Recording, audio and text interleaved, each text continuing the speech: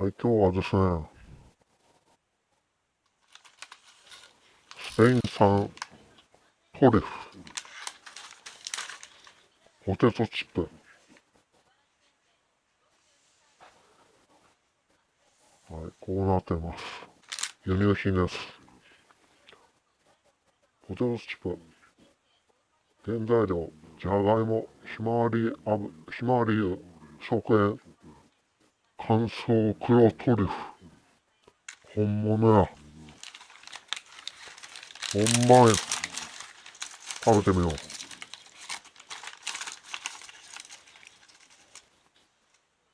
色は普通やん。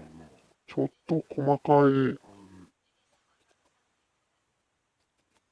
色はちょっと明るめで、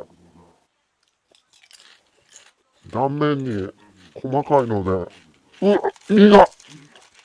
苦い。これは食べても高級感あり、日本では発売できない発想だな。お菓子ではなく、これは主食だ。もうお菓子の域を超えてる。こういう気分ですね。こんな気分になりました。